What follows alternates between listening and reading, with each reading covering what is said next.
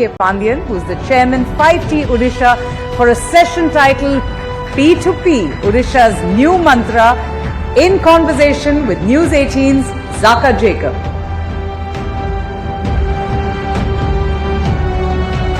Welcome. Let's have a huge round of applause, ladies and gentlemen. Thank you. Ladies and gentlemen, there are bureaucrats and there are bureaucrats and there are politicians and there are politicians. We are extremely privileged and honored to be having Mr. V K Pandian. He was just telling us in the green room that this is his first live interview on any news platform. So can we have a round of applause? Thank you. Thank you. Sir, it's very difficult to get a chance to interview you because you've always been sort of behind the scenes and, operating, of course, for the Chief Minister. What made you decide to take that plunge? You're now right front and center in public life. You've decided to enter politics full-fledged. What made you make that switch? I am with the Chief Minister of Odisha for the last 12 years in his office. And before that, I used to be the collector of his district called Ganjam. I was inspired by him. The first reason I would say is that I was totally inspired by his commitment to the cause of people, commitment to public service. But 1 year back, if some of my friends have asked, or somebody has asked my friends that whether Mr. Pandian will join politics, everyone would have laughed. I would have also laughed about that. After COVID, the grievance cell of Chief Minister's office was closed as a precautionary measure. So after that, Chief Minister wanted that we should go to the villages, we should go to the people and do grievance. So 1 year back, we started that exercise of touching all the assembly constituencies and blocks for grievance redressal of people. So when I went there, I realized that there is a strong connect with people and I'm not being treated like a bureaucrat there. It was a little more than a bureaucrat. I was embarrassed in some places. So I came and told Honorable CM, and he also saw the videos of people, how they respond to me, how they connect with me, the emotions overflowing. And then the inner calling came that, okay, maybe I should not be covered by that screen of bureaucracy. I should come out and help my guru, the Honorable Chief Minister of Odisha, as a nice disciple. So tell us a little bit more about your guru, your father figure. I mean, he will, by the middle of this year, become the longest ever serving Chief Minister in the history of India. He's already gone past Jyoti Basu. I think he'll go past Pawan Chamling by the middle of this year.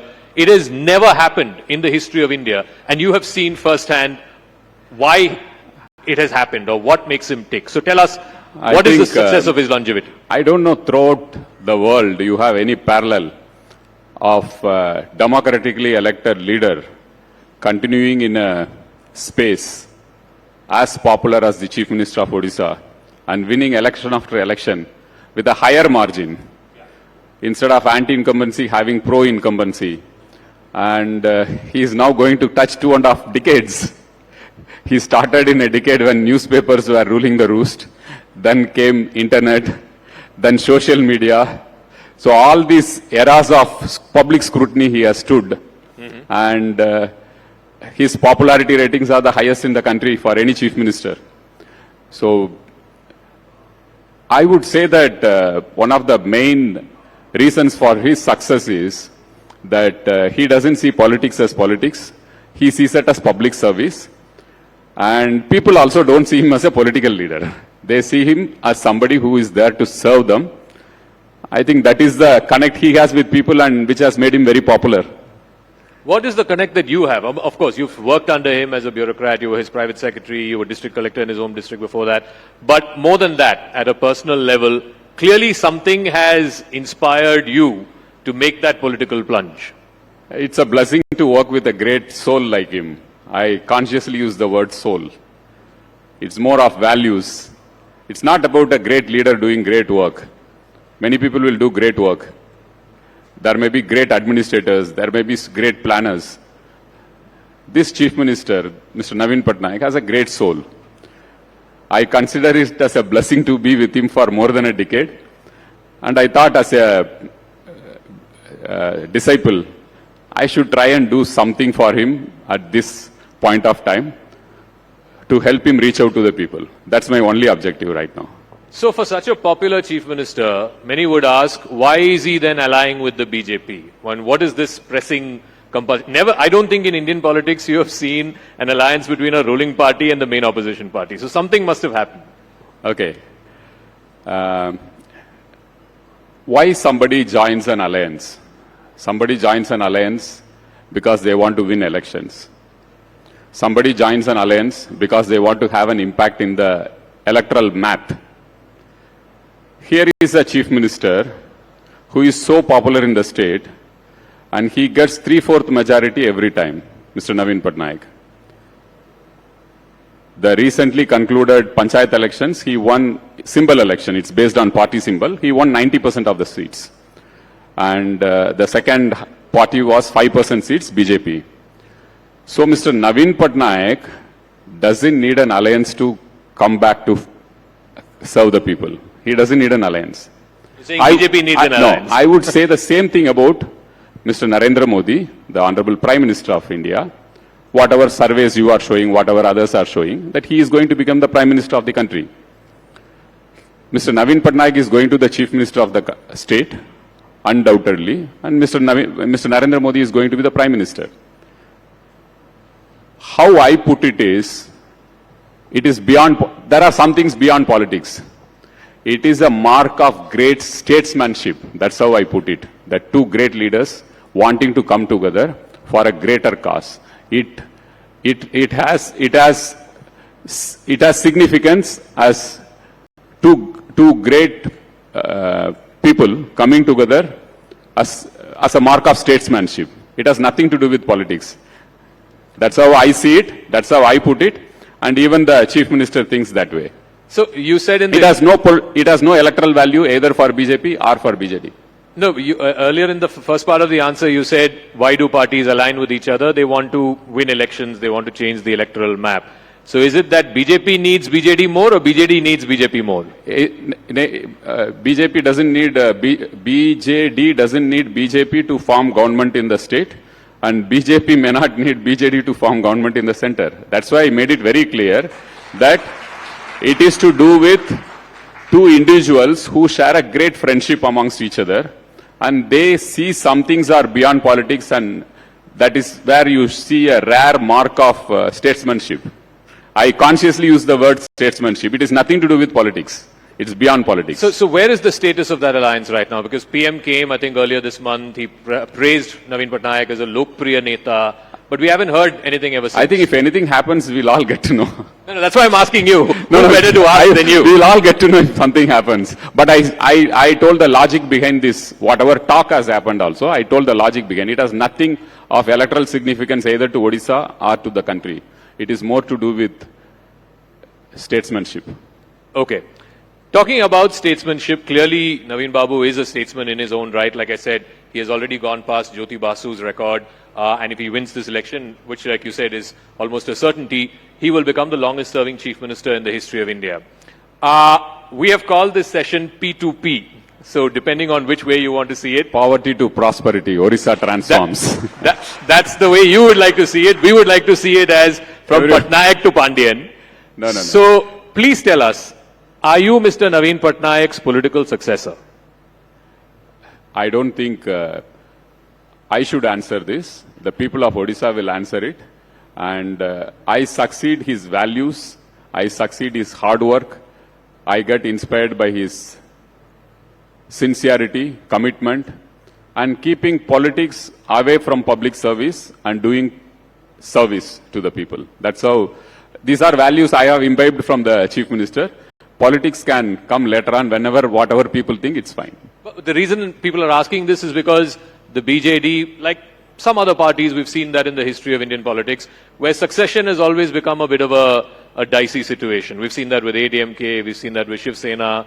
So in the BJD, there is no obvious political successor. Are you the obvious political successor? Let me put it this way. The Chief Minister is so popular and he is so meticulous in doing everything. He has transformed the state of Odisha from where it was and what it is now. And BJD is the vehicle which he created to transform the state. Such a futuristic thinking chief minister who holds people of Odisha in his heart will definitely have planned out something for the BJD which will be rocking as always he does. But he's not shared that with you. I think he tells always that people of Odisha will decide who will succeed him.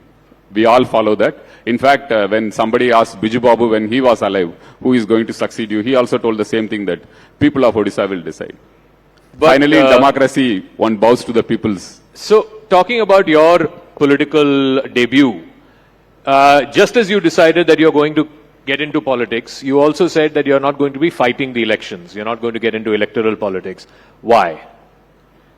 I was very clear when I took this decision. I'm going to help the chief minister come back with 3/4 majority to serve the people again. That's my one and only objective right now. I see only that in my eyes.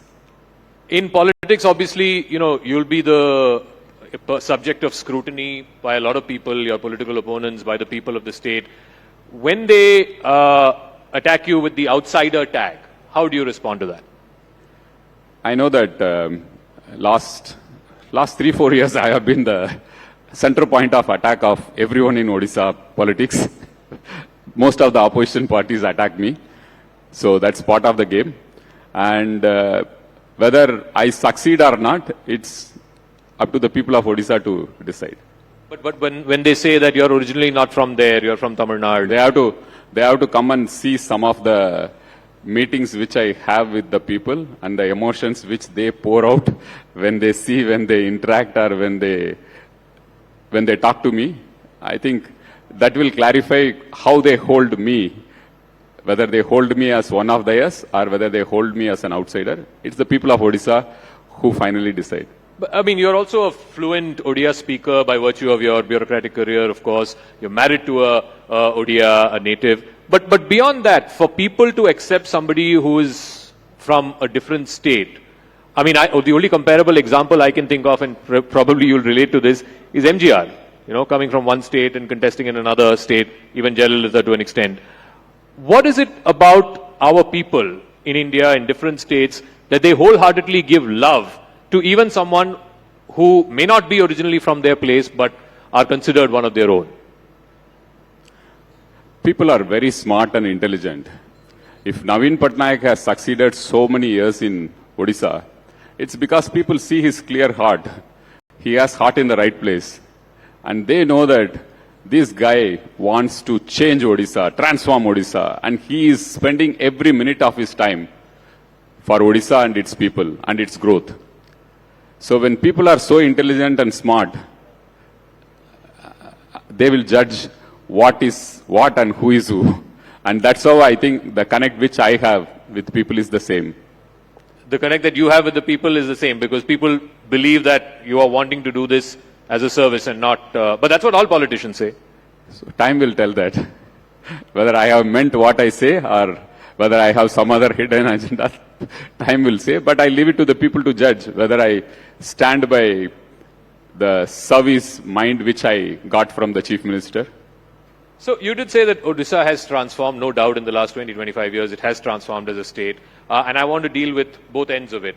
At the welfare end, at the lower end, obviously there are various programs that Naveen Babu has launched, from Kalia to the BSKY program, the Mission Shakti. Now, over the last year or so, there has been this whole thing in politics, this whole narrative and counter-narrative, that many of these things are freebies or reveries. How would you respond to that? There are some things which one should call it as responsibilities of a welfare state. Health, education, taking care of food security of the vulnerable people. All these one should, even United States does, take care of health, take care of education. You have public schools, you have public hospitals. What the Chief Minister has done is, why there should be a quality difference between a public school and a private school. He invested in public schools, transformed the public schools, like private schools are better than private schools. I'll be happy to share that we have about 8,600 high schools in the state. We have transformed all the 8,620 high schools in the state. We don't have blackboards in these schools. We have smart boards like these, digital boards in these schools. And we have science labs, class science labs, modern laboratories, libraries, e-libraries at high school level.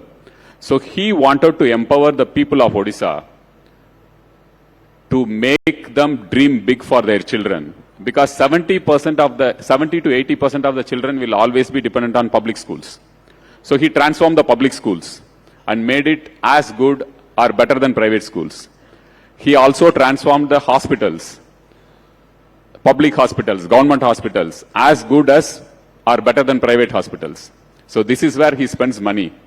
So health, education, food security, these are things which any government should do for its population, and people are happy about it. And if you want to take the state to the next level, 70% of the population who are dependent on public institutions should have the best access to public institutions. When you do that, you actually empower the people and make them dream big. That's when a state will go forward. I also want to ask you about the Sri Mandir Parikrama project, which is the Temple Heritage Corridor project, the restoration of the Puri Jagannath Temple, as well as other temples. You were telling us a short while back, there are 10,000 temples that have been revived and restored in the state. How would you respond to the charge that why should a secular state be in the business of restoring or reviving temples? I think it's part of our culture. Temples temples are an integral part of your culture. It reflects your history. You draw strength from your faith you have on these temples. You get peace there. So it is but natural for a government to honor the faith of people. In a democracy, people's faith is reflected in vote. When you are voted to serve them, it's important that you honor their faith. If Muslims have faith in mosque, restore their mosque, restore their burial grounds. If Christians have faith in churches, restore their churches which are broken during cyclone. Odisha is prone for cyclone. If Hindus have faith in temples, restore their temples. If Sikhs have faith in Gurudwara, do that. And we have a huge tribal population who have faith in their tribal gods. The Chief Minister has restored almost every symbol of religious institution of the tribals as well. So it is honoring the faith of people. So you call it a secular, I call it a spiritual governance, which the Chief Minister believes in. It's a spiritual governance. It's not secular governance. You have to run the extra mile to take care that people's faith is honored. You don't think this will be a point of difference between you and the BJP because you split the alliance in 2009 after the Kandhamal riots? That is a communal issue. There is a difference between being communal and spiritual. Here the Chief Minister has protected, preserved, conserved religious institutions of all religions. That's what I meant by spiritual governance. You honor the faith of people. I also want to talk about, and of course a lot of our viewers are well acquainted with this, Odisha has of course become a big hub, a big center for sports and sports promotion, particularly hockey. You've got world-class stadiums now in Rourkela, in Bhubaneswar, the Hockey World Cup, you hosted the Hockey World Cup. What explains Odisha and particularly your Chief Minister's love for sports? I believe you are also a sports I'm also from sports candidate. hostel. I was trained to be a professional athlete. I left I was a middle distance runner and left halfway through because my father asked me whether you want to continue as a sports person and end up in railway stations as TTE after playing nationals, or you want to go a little further. That was the ecosystem which sports has. Unfortunately, we have improved a bit on it, but still a long way to go for India to make our sportsmen into professional sports. And regarding your question about hockey and Odisha, half of the Indian team at one point of time, or 30% of the Indian team, had players from Odisha. People of Odisha are in love with hockey, many parts of the country. But in Odisha, hockey is celebrated.